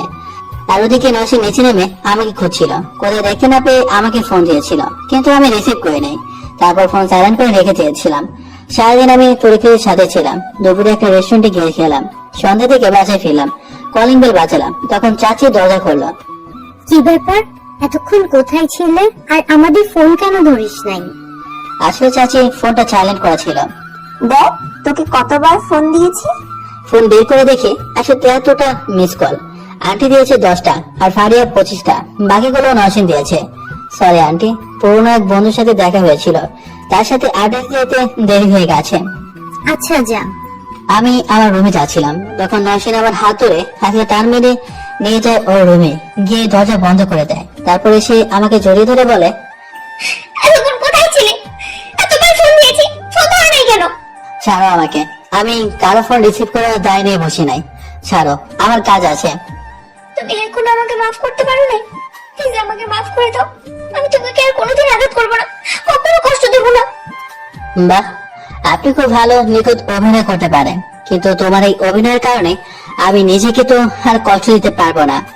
আমি নসীনকে জোর করে চারে চলে এলাম, আর নসীন ফ্লোরে বসে কান্না করছে আর বলছে, ইমরান, আমি তোমাকে ভালোবাসি, নিজের থেকেও বেশি ভালোবাসি। আমি সেদিকে কান্না দিয়ে আমার রুমে চলে এলাম। একটা সিগারেট ধরে বেলকনিতে বসে টানছিলাম আর নসীনের কথা ভাবছিলাম। ভাবছি নসীন কি আমাকে সত্যি ভালোবাসে নাকি নাটক করছে, এসব ভাবছিলাম আর সিগারেট টানছিলাম। তখনই হ্যাঁ, ভালো আছেন? কে? ও রাজিয়া, তুমি? আমি। কেন, আসতে পারি নাকি? না, মানা নাই, কিন্তু অসময়। তুমি এখানে একা বসে আছো তাই এলাম। এখন একাকিত্ব আমার বন্ধু, তাই একা থাকলেই ভালো লাগে। কিছুক্ষণ রাজের সাথে কথা বললাম। ওর সাথে কথা বলে যা বুঝলাম, সে আমাকে কিছুটা পছন্দ করে। কিছুক্ষণ পর সামিয়া খেতে ডাকলো। এসে আমাকে রাজাকে গল্প করতে দেখে কিছুটা অবাক হয়ে বলল, তোরা এখানে আয়, তোদের খেতে ডাকছে। আচ্ছা যা, আমি আর ইমরান আসছি। ইমরান তোকে নিচে ডাকছে, আমার সাথে আয়। আচ্ছা চল। তারপর আমি আর সামিয়া নিচে চলে এলাম। নিচে এসে আমি সামিয়াকে জিজ্ঞেস করলাম, কই, কে ডেকেছে আমাকে? আরে তোকে এমনি বললাম, কারণ রাজিয়ার স্বভাব ভালো না। তারপর আমরা সবাই মিলে খেতে বসলাম। আমার পাশে রাজিয়া বসলো, কিন্তু এখনো নসীন আসে নাই। কিছুক্ষণ পর নসীন আসলো। আমার পাশে রাজিয়াকে বসে দেখে অনেক রেগে গেল, কিন্তু কাউকে কিছু বলতে পারছে না, নিজের হাত মোছাচ্ছে। তখন চাচা বললেন, কি রে নসীন, দাঁড়িয়ে আছিস কেন? খেতে বস। বসছি। তারপর সবাই মিলে খাচ্ছিলাম। এক পর্যায়ে আমার গলায় ভাত আটকে গেল, কাছে দিয়ে উঠতাম। আর তখন রাজিয়া আমাকে পানি খাইয়ে দিল আর মাথায় হাত চাপে দিল। এটা দেখে নসীন খাবার থেকে উঠে দাঁড়ালো। তখন রাজিয়া বলল, নসীন, তুই উঠলি কেন? খাওয়া তো শেষ হয় নাই। আমার পেট ভরে গেছে, তুই তোর মতো খা। নসীন চলে গেল। তারপর সবাই খাওয়া দাওয়া করে যে যার রুমে চলে গেল। আয়নকে আজ নসীনের হাতে থাপ্পড় খাওয়ার পর আজ দেখতে পায়নি। সামিয়া কাছে শুনেছি বাইরে চলে গেছে। আমি রুমে গিয়ে বাবা মার সাথে কিছুক্ষণ কথা বলে ঘুমিয়ে পড়লাম।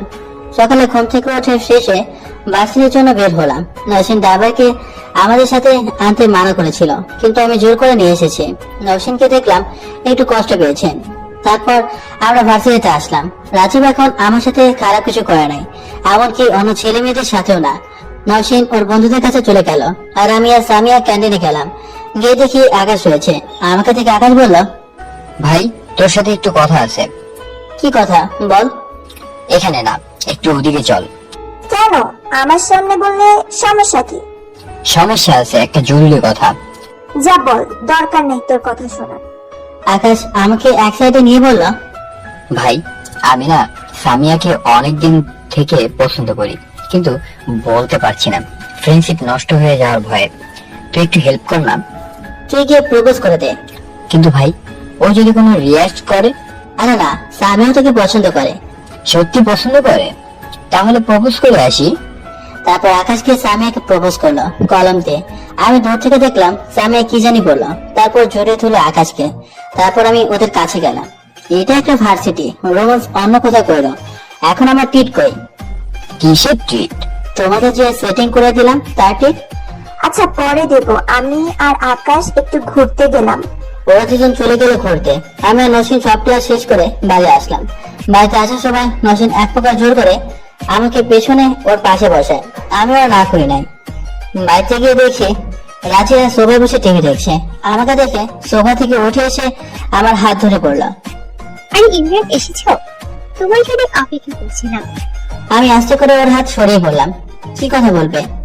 এখন না, পরে বলবো। তুমি ফ্রেশ হয়ে নাস্তা করে নাও। আমাকে হাত ধরে টেনে নিয়ে যাচ্ছিল। এটা দেখে মনে হয় নসীন আরো কষ্ট পেয়েছে। দেখলাম ওর চোখে জল টলমল করছে। নসীন দৌড়ে উপরের রুমে চলে যায়। আমিও এক ছটকায় রাজিয়ার হাত ছাড়িয়ে নেই। আমি এখন নসীনের রুমের সামনে দাঁড়িয়ে আছি, ভাবছি ওকে ডাকবো কিনা। ভাবলাম নসীন তো আমাকে ভালোবাসে, তাহলে আমার উচিত ওকে ক্ষমা করে মেনে নেওয়া। হ্যাঁ, এটাই ঠিক হবে। আমি নসীনকে অনেকবার ডাকলাম, কিন্তু কিছুই বলো না। শুধু ঘর থেকে ফুপিয়ে ফুপিয়ে কান্নার আওয়াজ পেলাম। আমি এক প্রকার ব্যর্থ হয়ে চলে এলাম। ফ্রেশ হয়ে ছাদে গেলাম। এর মধ্যে সামিয়াও চলে এসেছে। আমি ছাদে দাঁড়িয়ে নসীনের কথা ভাবছি। ওকে গিয়ে আবার ডাকবো, যেই ভাবা সেই কাজ। নসীনের রুমের সামনে গেলাম, দেখলাম নসীন নিচে আসে। আমি গিয়ে আশঙ্কা ওর হাত ধরে টেনে নিয়ে দেয়ালের সাথে চেপে ধরলাম। আমার এরকম কাজ দেখে কিছুটা ভরকে যায় নওশিন। আবার বিশ্বাস করতে পারছে না যে আমি সত্যি ওর হাত ধরে টেনে নিয়ে এসেছি। ভাবছে আমি তোকে ভালোবাসি না। নওশিন আবার দৃষ্টিতে আমার দিকে তাকিয়ে আছে। আমি একটা টরি দিয়ে বললাম, এটা কোনো ভ্রম নয়, সত্যি আমি তুমি আমাকে ক্ষমা করে দিয়েছো? ভালোবাসো আমাকে? বাঁচতে পারি এক শর্তে, যদি রাজি থাকো তো। বলো, তোমাকে পাওয়ার জন্য আমি সব করতে পারি।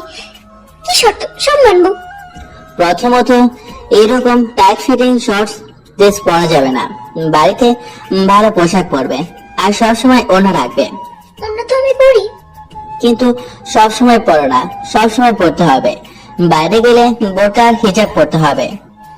তোমার জন্য সবকিছু করতে রাজি, শুধু আমাকে ভালোবাসবে। ঠিক আছে আমার মহারানী। তারপর নওশিনকে জড়িয়ে ধরলাম। নওশিন আমার বুকে মাথা রাখলো।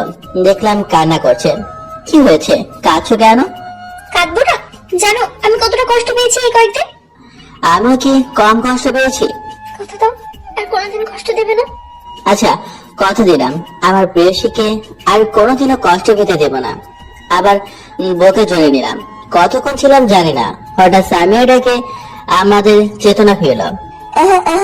অনেক রোমান্স হয়েছে, এবার আপনারা দুজন নিচে চলুন, দয়া করে আপনাদের নিচে ডাকছে।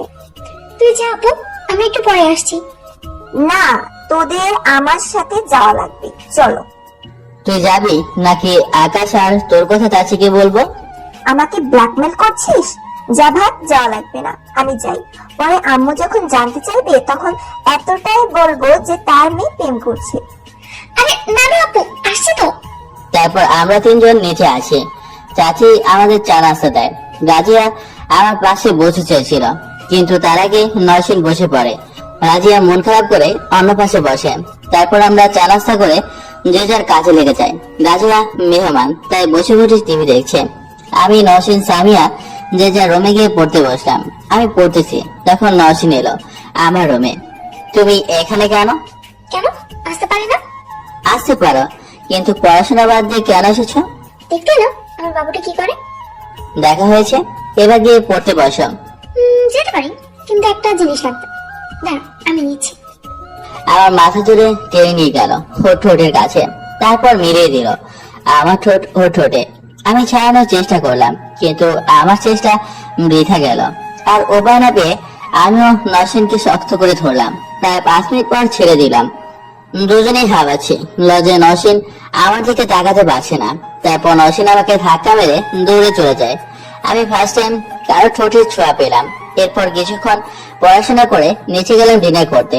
চাচা চলে এসেছে, খাচ্ছি। তখন চাচা বলল, সামিয়া, ভাবছি তোর বিয়ে দেব। তোর কি কাউকে পছন্দ আছে? থাকলে বল, তাদের সাথে কথা বলি। বাবা, এত তাড়াতাড়ি বিয়ে? আরো কিছুদিন পরে করি। এত তাড়াতাড়ি বিয়ে দেওয়ার কারণ আছে, তাই দিব। বল, কাউকে পছন্দ করিস কি না? হ্যাঁ চাচা, করে তো। ভালো, কে সেই ছেলে আর কি করে? চাচা, ছেলেটা হলো আকাশ, আমাদের সাথে একই ভার্সিটিতে পড়ে। নওশিনের জন্মদিনে এসেছিল। ওই যে ফর্সা লম্বা ছেলে, ওইটা? জি চাচা। ছেলেটা অনেক ভদ্র আর সবাইকে সম্মান করে। আমারও অনেক পছন্দ হয়েছে। ফোন নাম্বার দে, কথা বলি ওদের বাড়ির সাথে। আমি ফোন নাম্বার দিলাম। সামিয়া বিয়ের কথা শুনে অনেক লজ্জা পেয়েছে। বাবা বললে না তো এত তাড়াতাড়ি আপুর বিয়ে দেবে কেন? তারপর আঙ্কেল যা বলল তা শুনে আমার আর নওশিন দুজনের পায়ের নিচ থেকে মাটি সরে গেল। শুধু তোর আপু না, তোর বিয়েও দেব। চাচার কথায় আমি সবাই অবাক হয়ে যায়। বাবা মজা করো না। আরে মজা করছি না, আমার এক বন্ধুর ছেলে তোকে পছন্দ হয়েছে। সে আমেরিকা থাকে, এখন দেশে আসছে, আর এখন তোকে বিয়ে করে একবার বিদেশে যাবে। তাই বলছিল বাড়িতে বড় মেয়ে থাকতে ছোট মেয়ের বিয়ে কি করে দেই। চাচার এই কথায় আমি বাকরুদ্ধ হয়ে পড়ি। আমার এখানে কি বলা উচিত আমি নিজেও বুঝতে পারছি না। হয়তো কিছু বলার বাসা হারিয়ে ফেলেছি। নওশিনেরও একই অবস্থা। মেয়েটা এত তাড়াতাড়ি বিয়ে দিবে? আর কিছুদিন পরে দিলে হতো না? আরে বুঝছো না, ছেলে অনেক ভালো, বিদেশে চাকরি করে। তুই কি বলিস ইমরান? হ্যাঁ হ্যাঁ চাচা, ভালো। আচ্ছা, কালকে আকাশের বাড়িতে যাব বিয়ের আলাপ করতে, তারপর নওশিনের বিয়ে। নসিন আর কিছু না খেয়ে রুমে চলে গেল। আমি আর কিছু খেতে পারলাম না, কিন্তু নসিনের বিয়ের কথা শুনে সব থেকে বেশি খুশি হয়েছে রাজিয়া, যা তার মুখ দেখে বোঝা যাচ্ছিল। আমি কিছু ভাবতে পারছি না কি থেকে কি হয়ে গেল। রুমে গিয়ে আমি এসব ভাবছি, তখন আমার রুমে নসিন এসে আমাকে জড়িয়ে ধরে কেঁদে দেয় আর বলে, আমি তোমাকে ছাড়া আর কাউকে বিয়ে করবো না। আমি শুধু তোমাকে ভালোবাসি, প্লিজ কিছু করো। তুমি কান্না করো না, দেখছি আমি কি করতে পারি। আমি কিছু জানি না, নাহলে আমি বাবাকে গিয়ে বলবো আমি একে অপরকে ভালোবাসি। না না, এমন করো না, তাহলে চাচা কষ্ট পাবে। তুমি তোমার বাবার কষ্ট দেখলে আমার কষ্ট দেখলে না? আচ্ছা তুমি শান্ত হও, আমি যেভাবে হোক বিয়ে আটকাবো। নসিনকে এসব বলে ঘরে পাঠালাম। আমি এখন ভাবছি কি থেকে কি করব। এসব ভাবতে ভাবতে ঘুমিয়ে পড়লাম। সকালে উঠে ফ্রেশ হয়ে সবাই মিলে আকাশের বাড়িতে গেলাম।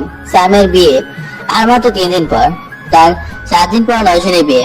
টেনশনে মাথায় কাজ করছে না। এভাবে কেটে গেল আরো একদিন।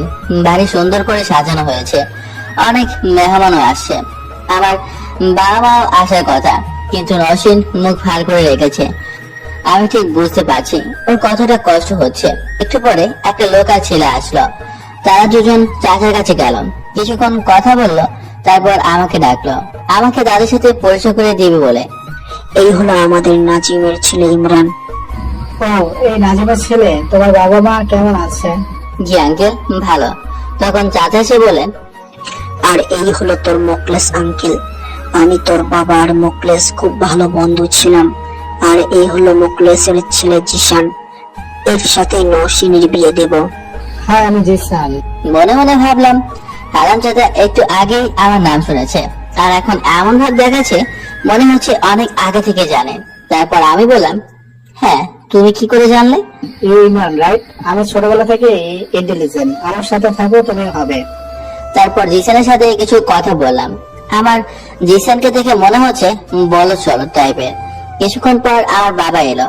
আমি দৌড়ে কাছে গেলাম, গিয়ে বললাম, বাবা তুমি একা কেন? মা আসেনি? মা কোথায়? না, তোর মা বলেছে একেবারে আমজাদের ছোট মেয়ের বিয়ের দিন আসবে। বাবার সাথে কিছুক্ষণ কথা বলার পর আমজাদ চাচা চলে গেল। এরপর বাবার আমজাদ চাচা মিলে আড্ডা দিচ্ছিল, আর আমি গিয়ে বাড়ি দেখাশোনা করছিলাম। আমি ডেকোরেশনের সাথে কথা বলছিলাম, তখন নসিন আমার হাত ধরে টেনে নিয়ে তার ঘরে গেল। তারপর আমাকে ধাক্কা দিয়ে খাটে ফেলে দিল। তারপর আমার উপর চড়ে বসলো আর বলল, তোর কি অবস্থা? আমার যারা 7 দিন পরে বিয়ে, এ বিষয়ে তোর কোনো খেয়াল আছে? সব ব্যবস্থা করা হয়ে গেছে। সত্যি সব ব্যবস্থা করে ফেলেছো? এবার যেতে দাও, অনেক কাজ আছে। আচ্ছা, তাহলে আমাকে একটা কিস দাও।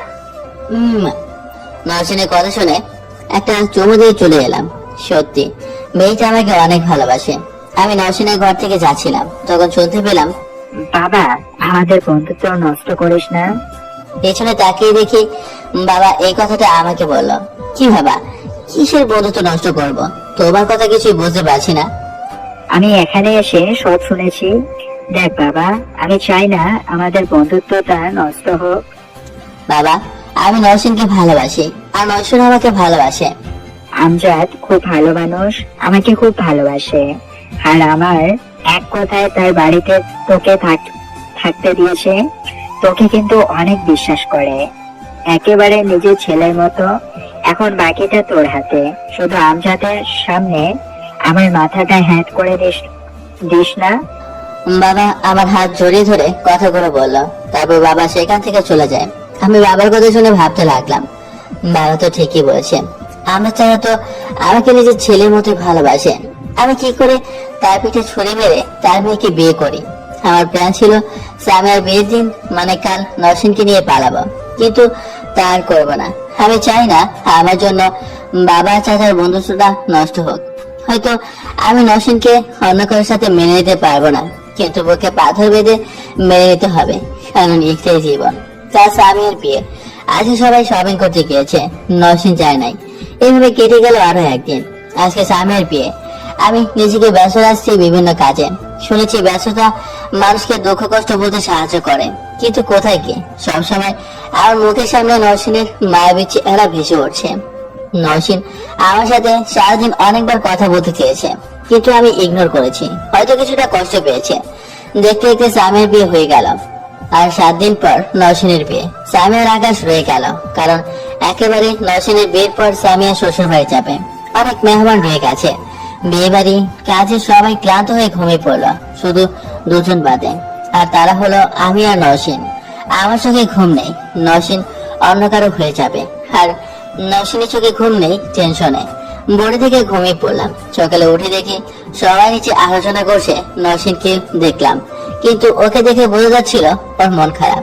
আমি তাদের কাছে গেলাম। সবাই মেয়ে শপিং নিয়ে আলোচনা করছে, কিন্তু নওশিন বারবার আমাকে কি জানি বলতে যাচ্ছিল, কিন্তু আমি ওর কোনো কিছুকে পাত্তা দিলাম না।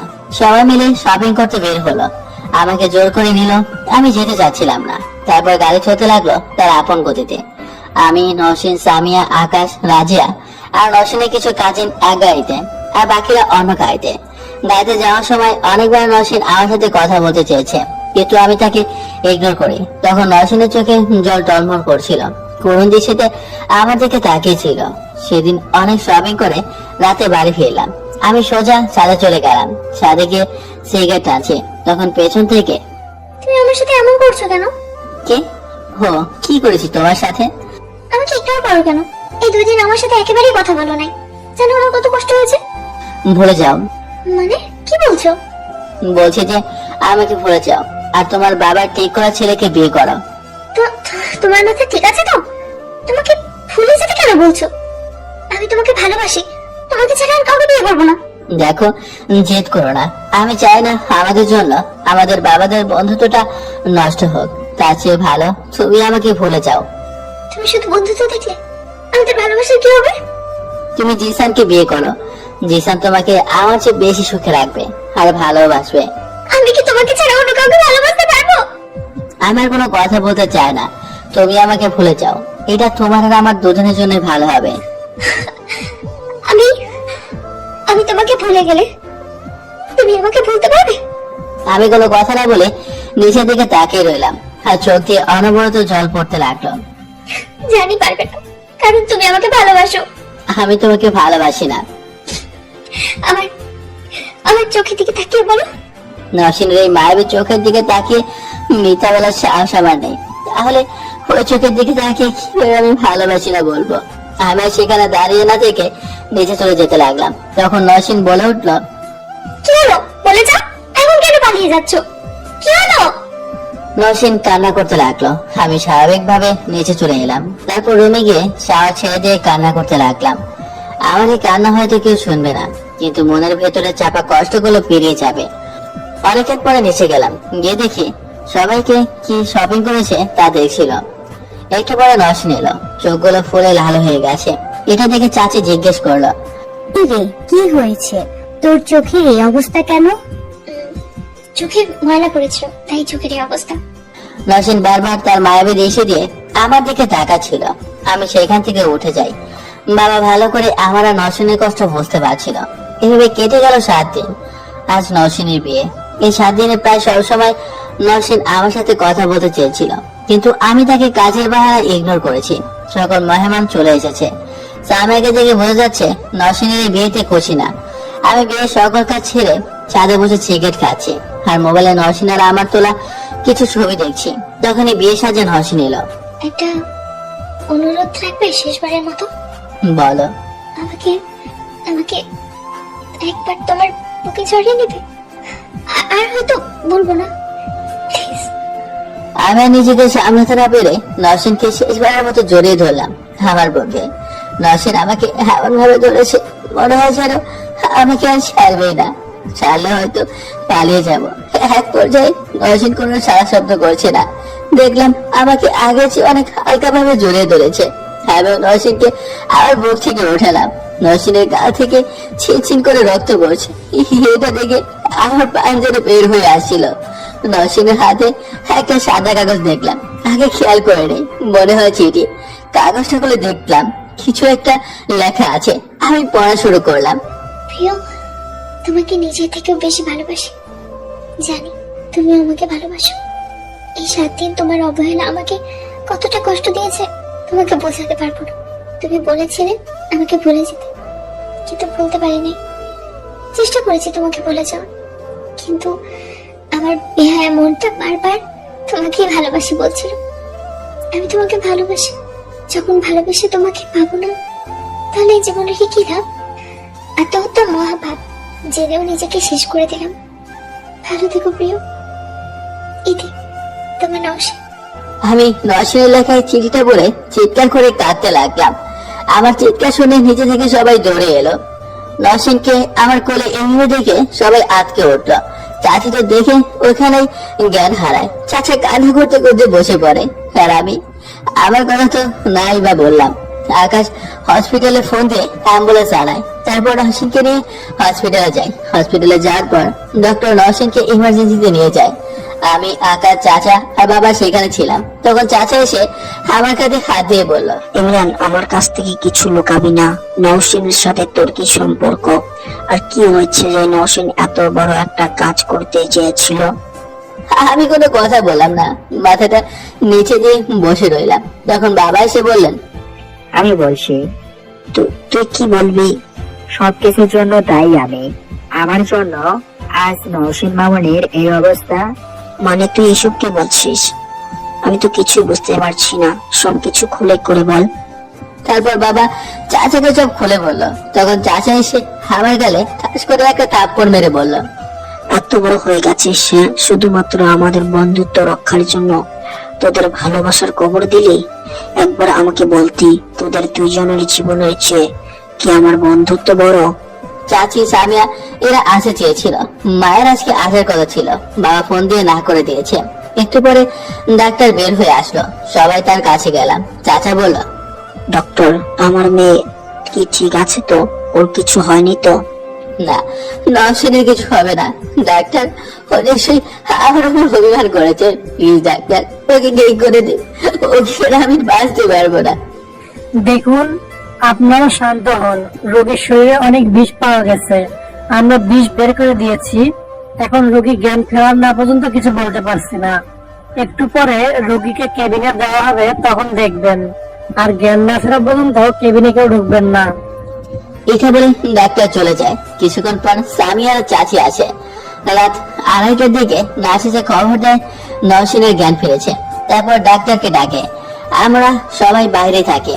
একটু পরে ডাক্তার চেক আপ করে বের হয়ে এসে বলে, আপনারা রোগীর সাথে দেখা করতে পারেন, কিন্তু বেশি কথা বলবেন না বা রোগীকে উত্তেজিত করবেন না। সবাই নওশিনকে দেখতে যায়, শুধু আমি বাদে। আমার নওশিনের সামনে দাঁড়ানোর সাহস নেই। সবাই গেল। তার একটু পরে চাচা এসে বলল, নওশিন তোকে খুঁজছে, যা ওর সাথে কথা বলে আয়। জি চাচা। আমি কেবিনে গেলাম। নওশিনের চেহারা কি হাল! একই সময়ের ভেতর কত শুকিয়ে গেছে। নওশিন, চাচি, সামিয়া, চাচা এদের সাথে কথা বলছে। আমি নওশিনের কাছে গেলাম। আমাকে দেখে অভিমানে ওর মুখ অন্যদিকে ঘুরিয়ে নেয়। আমি চাচার দিকে তাকাতেই বোঝা যায়। চাচা সবাইকে বলে, এ সবাই বের হও, ওদের একা থাকতে দাও। সবাই চলে গেলে আমি নওশিনের বেডের কাছে মাথার পাশে বসে বলি, আমার সাথে কথা বলবে না? কি হলো? তাকাও আমার দিকে। তাও কোনো উত্তর দিল না। আমি তখন বললাম, আচ্ছা আমি তাহলে যাই, তুমি যখন কথাই বলবে না তাহলে থেকে কি করব? আমি এই বলে বসা থেকে উঠে যাব। তখন আমার হাত টেনে ধরো নওশিন। আমি বললাম, কি হলো? হাত টেনে ধরেছে কেন? কথাই তো বলো না। তাহলে আমি যাই? তুমি অনেক খারাপ, আমাকে একদম ভালোবাসো না। আমি মরে গেলে ভালো হতো। তুমি তো আমার সাথে কথা বলছো না, তাই চলে যাচ্ছিলাম। আমি কথা বলছিলাম না দেখে চলে যাবে? তুমি এমন কেন? তুমি কোথাও যাবে না, আমার কাছে সবসময় থাকবে ব্যাস। আচ্ছা, কিন্তু তুমি এত ভয়ঙ্কর একটা কাজ করতে গেলে কেন? যদি কিছু হয়ে যেত তাহলে কি হতো? হলে হতো, তোমার কি? আমি কি তোমার? আমাকে তো ভালোবাসো না। আমি তোমাকে ভালোবাসি, সব থেকে বেশি ভালোবাসি। মিথ্যে কথা, ভালোবাসো না। বিশ্বাস করো, অনেক বেশি ভালোবাসি। আচ্ছা তাহলে জড়িয়ে ধরো। তুমি আগে সুস্থ হও, তারপর। না, এখনই। আমি নওশিনকে বুকে জড়িয়ে ধরলাম। তারপর আরো কিছুক্ষণ কথা বললাম। কিছুক্ষণ পর ডাক্তার এসে বলল, নওশিনের পুরোপুরি সুস্থ হতে এখনো 9-10 দিন লাগবে। যে কদিন থাকবে ওই কদিন চাচি নওশিনের কাছে থাকতে চেয়েছিল, কিন্তু নওশিন আমাকে থাকতে বলে। চাচা প্রতিদিন এসে দেখে যেত। আর চাচা জিশান আর ওর বাবাকে অনেক বুঝে বিয়ে বন্ধ করেছে। আজ নওশিনকে হসপিটাল থেকে রিলিজ দেবে, তাই সবাই চলে এসেছে। আর 15 দিন পর বিয়ে আমার আর নওশিনের। আমাদের বিয়ের কথা শুনে নওশিন অনেক খুশি হয়েছে। আজকে মা আসবে, আমি তাকে আনতে স্টেশনে গেলাম। স্টেশনে গিয়ে দেখি মা চলে এসেছে, কিন্তু সাথে রয়েছে হারামি বন্ধুগুলো। কি আমরা বিয়ে করবা নাকি? আমাদের খবর না দিয়ে তুই বিয়ে করবি, এটা তো হবে না। তোদের বলি নাই, তাহলে আসছি কেমনে? তোর বাবা মানে আঙ্কেল বলছে। আরে এত তারা কিসের? তুমি প্রেম করলে বলবে না, এখন বিয়ে করছো এটাও আঙ্কেল বললো। তুই এখন আমাদের শান্তি হিসেবে ট্রিট দিবি। ট্রিট না, সারা ফকিরনি, আমার বাড়িতে দাওয়াত দিচ্ছি এটাই অনেক, আবার ট্রিট, যা ভাগ। ও তাই, তাহলে ট্রিট দিবি না, তাই না? ওকে, তোর বিয়ে হইতে দে, তারপর এমন পেস লাগাবো সারাদিন বউয়ের শেষা খাবি। এই তোরা থামবি? তিনটে তো ট্রেনে বক বক করতে করতে আমার কান মাথা খেয়েছিস, এখন আরেকটা জুটলো। বাড়ি চল, তারপর যা বলার বলিস, অনেক টায়ার্ড লাগছে। তারপর সবাই বাড়িতে রওনা দিলাম। বাড়িতে বসে মার সাথে নরসিংহের পরিচয় করে দিলাম। নরসিংহকে দেখে মা খুব খুশি হয়েছে। তারপর আমি আকাশের সাথে লোকমান সবাইকে পরিচয় করে দিলাম। দেখতে দেখতে আমার বিয়ে হয়ে গেল। আজকে আমার বাসর, আর বলতে পারবো না, শরম লাগে তো। আমি বন্ধুদের সাথে ছাদে বসে আড্ডা দিচ্ছি, আর ওদিকে নরসিংহ ঘরে রয়েছে একা। আমাকে হারামিগুলো যাইতে দিতেছে না, আর সাথে তরিকুল তো আছে। আজ আমার বিয়ে, তাই কমিশনারের বাড়িতে এসেছে। তখন স্বামী এসে, কি রে, তুই এখন এখানে বসে কি করছিস? নরসিন কখন থেকে ঘরে বসে আছে, আর তুই ছাদে বসে আড্ডা মারিস? আরে আকাশ আমাকে যেতে দিচ্ছে না। আকাশ, তুমি ওকে যেতে দিচ্ছ না কেন? তোমার কিন্তু খবর করে দেব। আরে কি বলছো? এই ইমরান, যা তুই যা না, না হলে আমাকে খুঁজে পাবি না। আকাশের অবস্থা দেখে আমরা সবাই কুটি কুটি তারপর চলে গেলাম। দরজার সামনে দাঁড়িয়ে রয়েছে, ভেতরে একটা চাপা ভয় কাজ করছে। ভেতরে যাবো কি যাবো না, অনেক ভাবে বুকে একটু থুতু দিয়ে ভেতরে ঢুকলাম। নরসিংহ এক হাত লম্বা ঘোমটা দিয়ে বসে আছে। আমার আসার পায়ের শব্দে খাট থেকে উঠে নিচে নামলো, তারপর আমাকে সালাম করলো, তারপর আবার খাটে গিয়ে বসলো। আমি তার কাছে যেতেই, খবরদার আমার শরীরে টাচ করবে না। কেন, আমি আবার কি করলাম? অনেক কিছু করেছো। প্রথমে আমাকে বিয়ের আগে অনেক কষ্ট দিয়েছো, তারপরে আমাকে এখানে অনেকক্ষণ ধরে বসিয়ে রেখে তারপরেই না। আরে আমি কি ইচ্ছে করে করেছি নাকি? আমি তো পরিস্থিতির চাপে পড়ে করেছি, আর বন্ধুরা আমাকে আটকে রেখেছিল। আমি এত কিছু জানি না, তুমি দোষ করেছো, তাই তোমাকে শাস্তি পেতে হবে। আচ্ছা, কি শাস্তি? তোমাকে 20 বার কান ধরে উঠবস করতে হবে। অন্য কোনো শাস্তি দেওয়া যায় না? আচ্ছা, তাহলে নিজে করো।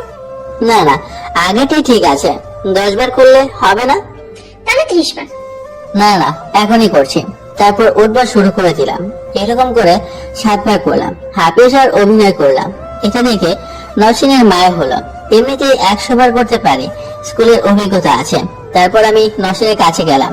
তারপর আমাকে জড়িয়ে ধরে আমার কানের কাছে মুখ নিয়ে বললো, এই শোনো না, বলো। আমার না একটা বাবু চাই। তুমি তো এখনো বাবু, তোমার আবার কিসের বাবু চাই? আগে তোমার পড়ালেখা সম্পূর্ণ হোক, তারপর ভেবে দেখা যাবে। আমি মোটেও বাবু না, আমার বাবু চাই মানে চাই। আচ্ছা ঠিক আছে। তারপর নরসিংহের ঠোঁটের সাথে ঠোঁট মিলিয়ে দিলাম। নরসিংহ আমাকে শক্ত করে ঝাঁপড়ে ধরলো, লজ্জা করে বলতে, বাকিটা ইতিহাস। সকালে নরসিংহের ভেজা চুলের ফোঁটায় ঘুম ভাঙলো। আজকে নরসিংহের অপরূপ সৌন্দর্য লাগছে। আমি বেশিক্ষণ তাকিয়ে থাকলে হয়তো আবার কোথাও হারিয়ে যাব। তখনই আমি আবার নরসিংহের ঠোঁটের কাছে ঠোঁট নেব। ঠিক তখনই, এই ছাড় তো, যাও গিয়ে গোসল করে আসো। আরে একটু রোমান্স করতে দাও। সারা রাত রোম্যান্স করে এখন আবার আসছে রোম্যান্স করতে। যাও গিয়ে গোসল করে আসো, আপু সকালে এসে দেখে গেছে। আমি উঠে গোসল করতে চলে গেলাম। গোসল শেষে বেরিয়ে দেখি নরসিংহ আয়নার সামনে বসে চুল এলোমেলো করে দাঁড়িয়ে আছে। আমি গিয়ে পেছন থেকে জড়িয়ে ধরলাম। নরসিংহ বলল, এই কি করছো? নিচে যেতে হবে, ছাড়ো আমাকে। না, ছাড়বো না। আমি এখন নিজের বউয়ের সাথে রোমান্স করব। বাহ, এত রোমান্টিক। বিয়ের আগে তো এমন ছিল না, এক রাতে এত রোমান্টিক। আমি আগেও রোমান্টিক ছিলাম, এখনো আছি। আচ্ছা আচ্ছা, এবার নিচে চলো। তারপর আমি পোশাক পরে নিচে এলাম। খুব লজ্জা করছে, সারা রাত একটা মেয়ের সাথে কাটিয়েছি। নিচে গিয়ে দেখি বন্ধুরা সবাই আছে। সবাই মিলে আমাকে বিভিন্ন প্রশ্ন করছিল। বাসর রাতের পর বন্ধুরা কি ধরনের প্রশ্ন করতে পারে আপনারা নিশ্চয়ই জানেনি। লোকমান, রাহাত ওরা আজকে চলে যাবে, আর বাবা মা আজকে চলে যাবে। আমার সামনে পরীক্ষা, তাই একেবারে পরীক্ষা দিয়ে তারপর যাব। মা বাবা চলে গেল, তাদের স্টেশনে দিয়ে আসলাম। দেখতে দেখতে আমার আকাশ আর সামিয়ার পরীক্ষা শেষ হয়ে গেল। নওশিনের একটু মন খারাপ, কারণ পরীক্ষার কারণে নওশিনকে সময় দিতে পারে নাই, তাই একটু অভিমান করেছে। কালকে আমি আর নওশিন আমাদের বাড়িতে যাব। নওশিন সব গোছগাছ করে ফেললো। সবাইকে বিদায় দিয়ে রওনা দিলাম সিলেটে, মানে আমাদের বাড়ির উদ্দেশ্যে। আমরা আসবো জেনে বাড়িতে অনুষ্ঠানের আয়োজন করেছে। অনেকক্ষণ জার্নি করার পর বাড়িতে এসে পৌঁছালাম। সবাই নওশিনকে পেয়ে বেজায় খুশি। আমি যে বাড়ির ছেলে আমাকে প্রায় ভুলে গেছে। তারপর রাতে অনেক মেহমান এলো, সবার সাথে নওশিনকে পরিচয় করে দিলাম। তারপর বন্ধুরা এলো, সাথে রনিও রয়েছে। রনিকে দেখে আমি অবাক। তারপর রনি আমার কাছে এসে, ভাই আমাকে ক্ষমা করে দে, জীবনে অনেক খারাপ কাজ করেছি। তুই ভালো হয়ে গেছিস এটাই অনেক, আমার কাছে ক্ষমা চাইতে হবে না। তারপর বন্ধুর সাথে আড্ডা দিচ্ছিলাম, তখন রাহাত বলল, বাবা ট্রিট দিবি কিনা? কিসের ট্রেড? কেন, তুই যে বিয়ে করলি তার? আবার সে ট্রেড? আমার বিয়েতে তো সবাই মিলে কত কিছু খেলে, এখন আবার ট্রেড? কোনো ট্রিট হবে না। কি তুই আমাদের করে দিচ্ছিস? লাগবে না তোর ট্রিট। কিছুক্ষণ পর আব্বাস বলে উঠল, আচ্ছা তোকে মাফ করে দিলাম, দে এবার ট্রিট দে। কোনো ট্রিট হবে না বললাম না? যা, কোনো ট্রিট হবে না। ওকে, ট্রিট যখন দিবি না তাহলে দেখ কি করি। আচ্ছা, যা খুশি কর। তারপর রাহাত নওশিনকে ডাক দিল। ভাবি একটু এদিকে আসেন। এই, তোরা নওশিনকে ডাকিস কেন? জি ভাইয়া, আপনারা আমাকে ডেকেছিলেন? আরে হ্যাঁ, ইমরান জান্নাতের কথা জিজ্ঞেস করেছিল। এটা শুনে নওশিন আমাকে জিজ্ঞেস করলো, জান্নাতকে? আরে জান্নাতকে আমি জানি না। আরে ভাবি জানেন না ইমরান জান্নাতকে